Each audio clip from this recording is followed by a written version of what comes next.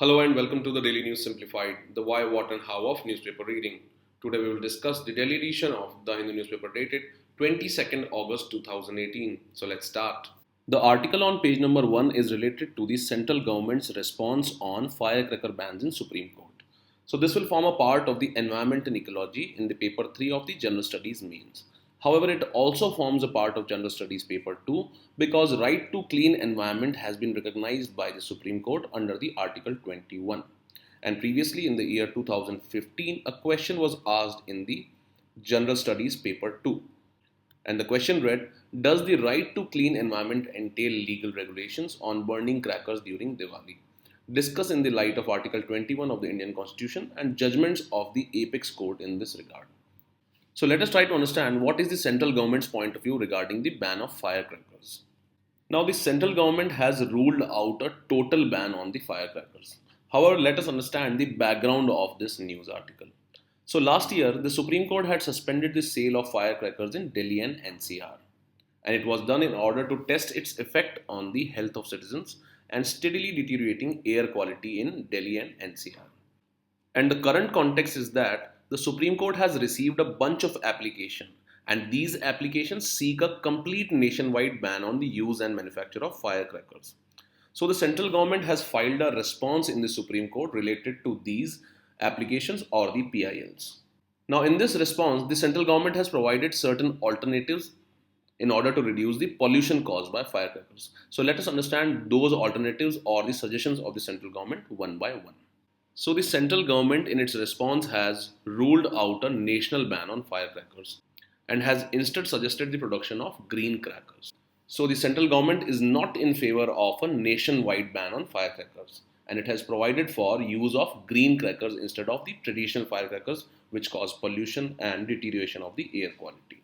The center has also suggested that crackers could burst in areas which are pre-designated by the state government. So the central government wants that the firecrackers should not be burned in colonies or residential areas and should only be burned in pre-designated area which will be designated by the state governments concerned. Now regarding the green crackers are eco-friendly firecrackers which are aimed at reducing pollution. And the traditional firecrackers polluted because of chemical contents like strontium, barium and perchlorate. So the green crackers will reduce the pollution caused by strontium, barium and perchlorate. And the center has also suggested that there should be a freeze on the production of series crackers or the ladis in Hindi.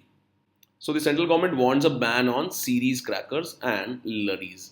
Further, the central government has suggested to conduct community firework events in major cities and also called for working with institutions such as the Council for Scientific Industrial Research, National Environment Engineering Research Institute and petroleum and explosives safety organizations in order to reduce pollution.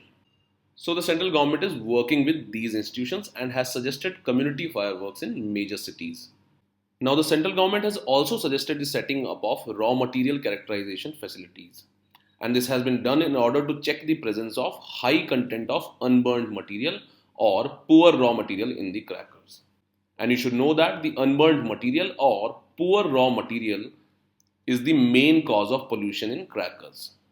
So for checking the high content of unburned material or poor raw material, the central government has suggested setting up of raw material characterization facilities. Another suggestion by the central government includes the use of reduced emission firecrackers or improved firecrackers. And these reduced emission firecrackers or improved crackers will have lower emission and it will help in reducing the particulate matter pollution by 30 to 35%. So the central government has also suggested the use of reduced emission firecrackers or the improved firecrackers. And use of such improved firecrackers and reduced emission firecrackers will help in reduction of nitrogen oxide and sulfur dioxide in the environment. So how these firecrackers are reducing the particulate pollution? This is because of in situ water generation and the use of dust suppressants in such firecrackers. And they are also low cost due to usage of low cost oxidants. Now, after understanding some of the suggestions provided by central government on a partial ban on firecrackers or improving the quality of firecrackers, you should try and answer this question from mains point of view. With this, let us move on to the next article.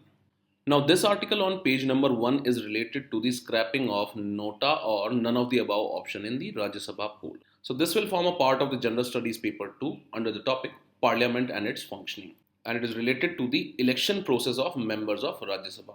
Now, the NOTA has been removed because it is against the spirit of anti-defection law.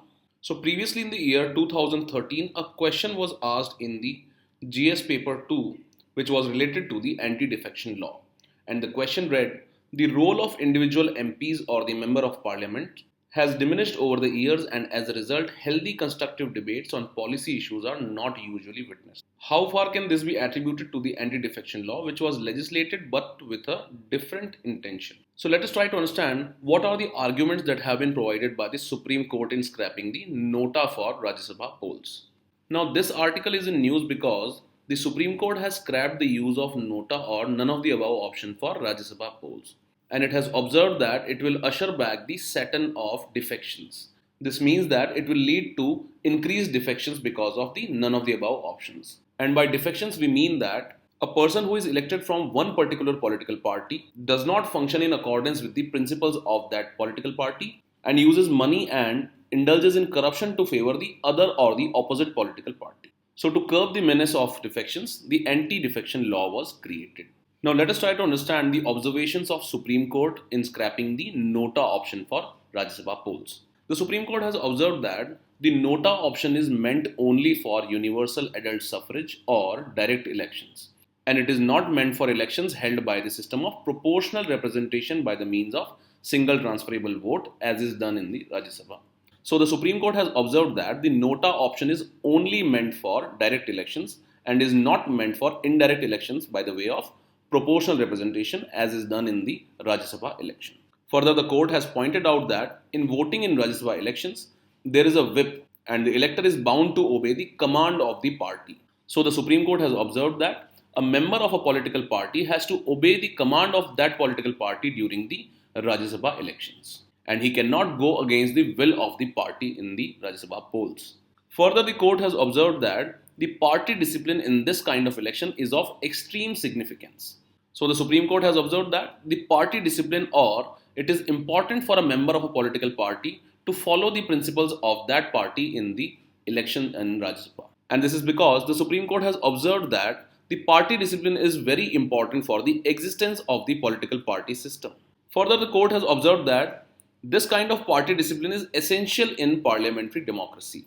And if a person does not follow the party discipline, there are chances that he may indulge in cross voting and corruption.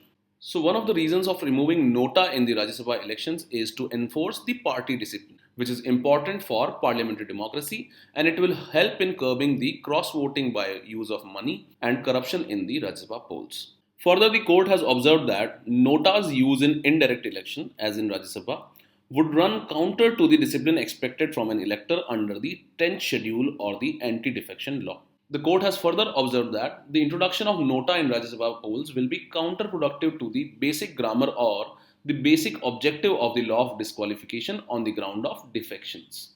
So the court has observed that it is against the spirit of the anti-defection law and the 10th schedule of the constitution. Now, another observation of Supreme Court is that NOTA option looks attractive in Rajya Sabha polls, but it actually harms an electoral process when open ballot is permissible and party discipline reigns. So the court has observed that the introduction of NOTA will be actually harmful to the electoral process in the Rajya Sabha. This is because many MPs would indulge in cross voting and corruption. And the court has finally observed that NOTA will destroy the concept of value of vote and representation and will encourage defection and will open the doors for corruption. So these are some of the reasons that have been highlighted by the Supreme Court while removing the NOTA for Rajya Sabha polls. So in short, the court has observed that NOTA is only for direct elections and is not meant for proportional representation, as is the case in Rajya Sabha election. Further, the court has observed that the removal of NOTA is important to enforce the party discipline. The court has also observed that the NOTA goes against the spirit of anti-defection law. And finally, the court has observed that the introduction of NOTA in Rajya Sabha poll opens doors for the corruption. Now, in this article, we come across a term called whip and another important thing called 10th schedule or the anti-defection law. So let us have a look at some of the key aspects of a whip and the 10th schedule and the anti-defection law. Now, regarding the whip, The office of whip is not mentioned in the Constitution of India, nor it is mentioned in the rules of house or in a parliamentary statute. And it is based only on the conventions of parliamentary government. So the office of whip has not been mentioned in the Constitution or the rules of house or in a parliamentary statute. And it is based on the conventions of parliamentary government. Further, every political party, whether ruling or opposition, has its own whip in the parliament. So both the ruling and the opposition parties have their own whips in the parliament. Further, he or she is appointed by the political party to serve as an assistant floor leader. And he is charged with the responsibility of ensuring the attendance of his party members in large numbers and securing their support in favor of or against a particular issue. He regulates and monitors their behavior in the parliament, and the members are supposed to follow the directives given by the whip. If a member does not follow the directives given by the whip, disciplinary action can be taken. So these are some of the functions of the whip in the parliament. So in short, the whip tries to enforce the party discipline. And regarding the anti-defection law, the 52nd Amendment Act of 1985 provided for the disqualification of members of the parliament and the state legislatures on the ground of defection from one political party to another. So the anti-defection law was created by the 52nd Amendment Act of 1985, and it provided for the disqualification of members on the ground of defection from one political party to another. And it added a new schedule called the 10th schedule to the Constitution. And this act is often referred to as the anti-defection law. Now, after understanding some of the key observations of Supreme Court, you should try and answer this question from mains point of view. With this, let us move on to the next article. Now, this article on page number 11 is related to a report by the International Labour Organization, which throws light on the wage inequality in India. So this will form a part of the General Studies paper 3 under the topic Indian Economy and Inclusive Growth and Issues Arising from It. Now, as we all know that India had undertaken major economic reforms in 1991, and they are famously known as the liberalization, privatization and globalization. So in this respect, it is said that India's growth rate has increased continuously post liberalization. However, it has led to various other issues that have arisen, and these include the increase in inequality, lack of inclusive growth, and jobless growth. So let us understand the questions that are asked in the mains examination related to the growth trajectory of India post 1991. For example, this question that was asked in 2017 reads, what are the salient features of inclusive growth? Has India been experiencing such a growth process? Analyze and suggest measures for inclusive growth. Now, this question that was asked in 2014 was related to a jobless growth. Another question that was asked in the year 2014 was related to the role of capitalism and the inclusive growth. The question that was asked in 2015 was related to the problem of jobless growth. So in this background, this article becomes very important for us from mains point of view because of increasing inequality in the wage rates in India. Now this article is in news because an ILO report titled India Wage Report has highlighted that in spite of rapid GDP growth since 1991 reforms, there are significant gaps in urban-rural and male-female wages. Further, the report has also suggested some measures to reduce this gap. So let us try to understand some of the key points that have been highlighted by this report.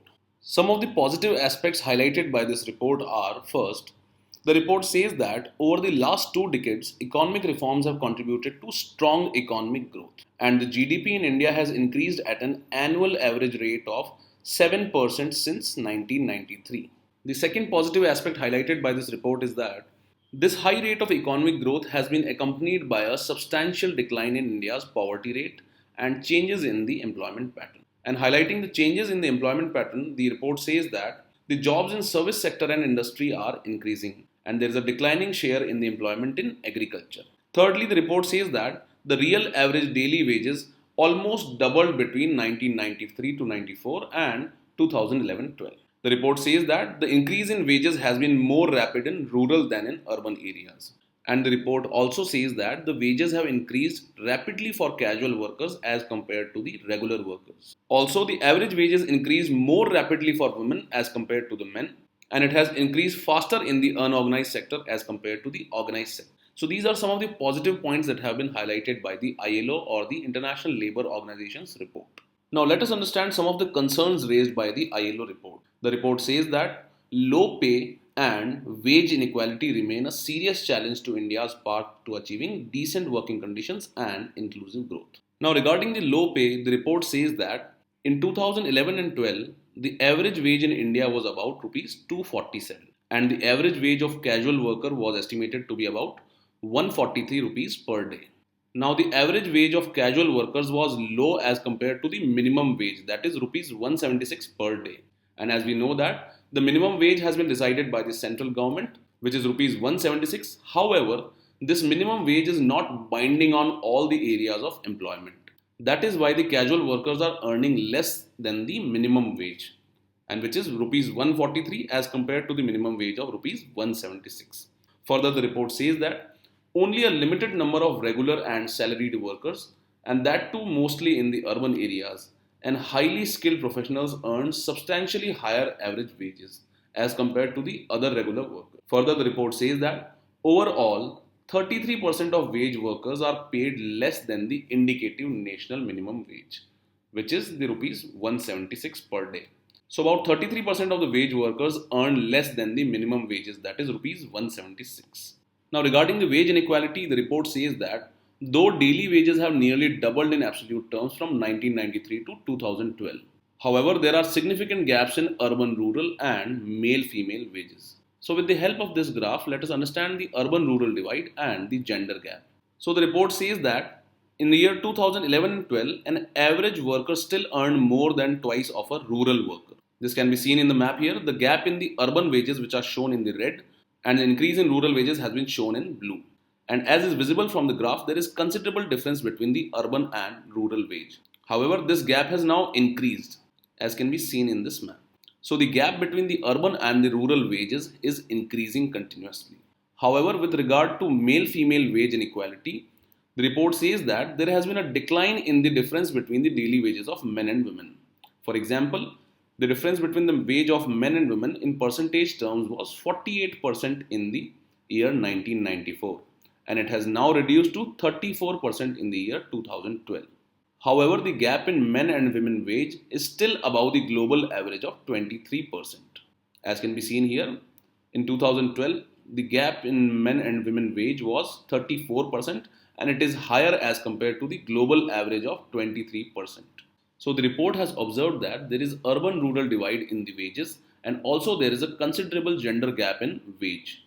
Regarding the labor share, the report says that the average labor productivity, which is measured by the GDP per worker, has increased more rapidly as compared to the real average wages. This means that the contribution of laborers has increased considerably. However, the wages have not increased as compared to the increase in the productivity of labor.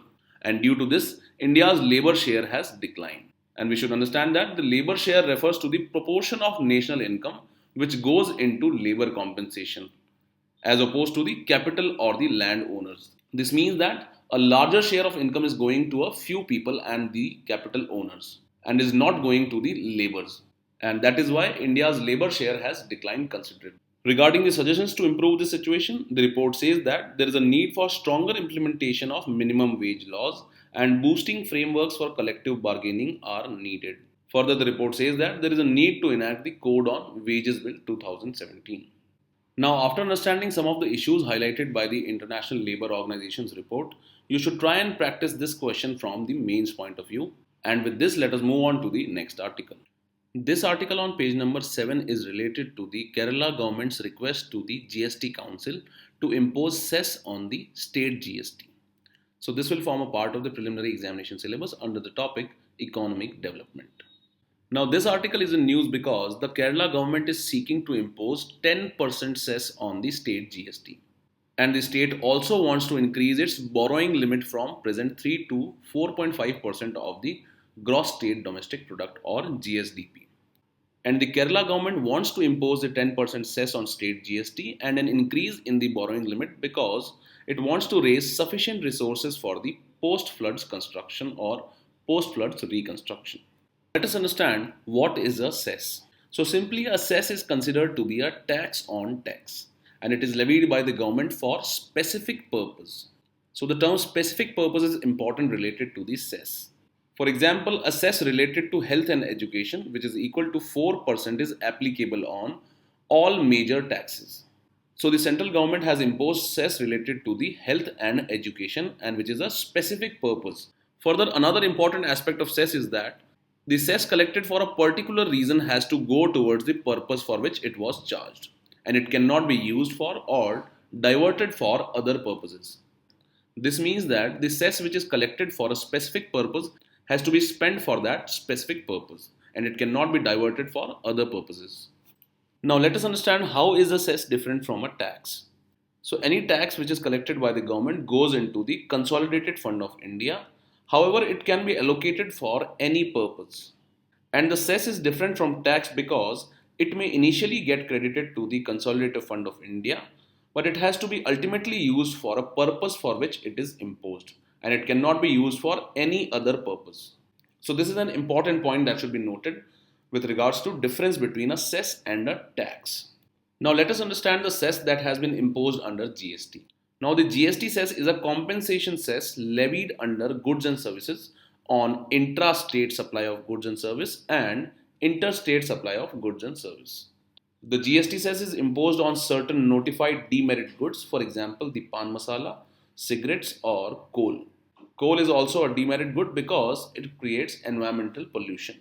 Further, the rationale behind imposing the cess under GST is that it aims at providing compensation to the states for the loss of revenue due to implementation of GST in India. And the fund which has been created for the collection of cess is known as the Goods and Services Tax Compensation Fund. So these are some of the key aspects that are related to the cess under GST or the GST cess. Now, can the states in India impose cess on GST? So regarding this, the states can levy a cess if and only if it is approved by the GST Council. So this is an important fact which is related to preliminary examination, that the states can levy a cess only if it is approved by the GST Council. Now, for example, some states had earlier requested a sugar cess and it was denied by the GST Council. So they were not able to impose a sugar cess on GST. Now, what would be the challenges if cess is imposed on GST by the states? The first is that it would defeat the purpose of a uniform tax rate across the country, and every state will demand the imposition of cess on GST in a different manner. Further, there will be lack of clarity with regard to applicability of cess on imports and applicability of cess on interstate supply of goods. So these are the likely challenges which will surface if cess is imposed on GST by the states. So in this article, we have learned that what is a cess and how it is different from tax. Further, we have learned about a GST cess which has been imposed by the central government and the rationale behind the imposition of GST cess. And finally, we have learned that states can apply a cess only if it is approved by the GST Council. And further, we have learned about the challenges if the cess is imposed on GST by the states. With this, let us move on to the next article. The news article on page number 8 is related to the state finance commissions. So this will form a part of the General Studies paper 2 of the mains examination under the part Indian polity. Now previously in the 2017 mains examination, a question was asked in the General Studies paper 2 with regard to the local self-government system. And we know that the State Finance Commission has an important role to play in the success of local self-government in India. Further, in the year 2013, a question was asked which reads, discuss the recommendations of 13th Finance Commission which have been a departure from the previous commissions for strengthening the local government finances. So in this light, let us try to understand the key points that have been highlighted by the author in this article. Now this article talks about the unutilized potential of the state finance commissions, and it also provides reasons for the same. So before this, let us understand what is the State Finance Commission and what are the roles of State Finance Commission. So it was created by the 73rd and 74th Constitutional Amendments Act. And we all know that these amendments were passed to usher the decentralization process by introduction of local self-government. And we also know that the 73rd Constitutional Amendment Act is related to the rural self-government, and the 74th Constitutional Amendment Act is related to the urban local governance. Now regarding the objective of the State Finance Commission, it has been created to rationalize and systematize the state or sub-state level fiscal relations in India. And its primary task is to rectify the growing horizontal imbalances in the delivery of essential public services to the citizens. So regarding the horizontal balances, the objective is to reduce the intra-state or within the local self-governance institutions imbalances. Further, the State Finance Commission is constituted under the Article 243I. And under this article, it was provided that the state governor is to constitute a finance commission within the 1 year of the constitutional amendments. And thereafter, the state governor has to appoint the finance commissions after every 5 years. So the author says that the state finance commissions are not functioning as professionally as the union finance commission. And he further says that this lack of professionalism is evident from the fact that more than half the states are yet to submit their recommendation reports, which is a mandate of the constitution under the article 243I. So most of the state finance commissions have not submitted their recommendations, which is a mandate under the constitution's article 243I. Now the author says that there are certain differences between the union finance commission and the state finance commission, due to which the state finance commissions have not been able to function professionally. The first reason provided by the author is that the state finance commission's task is more tedious than the union finance commissions. In this light, the author says that the state finance commissions have to consider nearly 2.5 lakh local governments to promote minimum essential services in rural and urban areas. However, the Union Finance Commission has to look broadly into only 29 states and union territories. So the task of State Finance Commission is more difficult as compared to the task of Union Finance Commissions. Further, the author says that there is lack of reliable data for the State Finance Commissions. In this regard, the author says that the Union Finance Commissions have no data problem in reviewing the finances, as the financial reporting system of the Union and states is well laid down. On the other hand, the local governments have no proper budgetary system, and due to this, there is lack of reliable data for the state finance commissions to work upon. Further, the author says that there are certain socio-economic obligations on the state finance commission. So in this regard, the author says that the Union Finance Commission may ignore the socio-economic obligations of the local self-government. However, the State Finance Commission cannot ignore the socio-economic obligations of its recommendations. And finally, the author says that the Union Finance Commission or the Central Finance Commission has failed to provide support and guidance to the State Finance Commission. In this regard, the author says that no Central Finance Commission has efficiently read or analyzed the State Finance Commission reports, and therefore they can't legitimately guide states or contribute to improving the goals of constitutional amendments. Further, the author says that only the 13th Finance Commission had made some concrete steps to improve the environment for state finance commissions to function better and work towards a good local governance system. Thus, the author says that the previous Union Finance Commissions have failed to provide support and guidance to the State Finance Commission, except that of the 13th Finance Commission, which had taken concrete steps to improve the environment for state finance commissions. So the main points that have been highlighted by the author with regards to the lack of professionalism in the State Finance Commission are: first, the State Finance Commission's task is more tedious. Secondly, there is lack of reliable data to the State Finance Commissions. Thirdly, there are certain socio-economic obligations on the State Finance Commission. And finally, the Union or the Central Finance Commissions have failed to provide support and guidance to the State Finance Commissions. So in the conclusion, the author says that the State Finance Commissions have not been provided with the necessary environment to play their rightful role in the Indian fiscal federalism. And he further says that a great opportunity to build regional equity in India has been undermined because of this. Now, after understanding some of the reasons for lack of proper functioning of the State Finance Commissions, you should try and answer this question from the mains point of view. With this, we have come to the end of today's discussion. Now let us move on to the question for the day.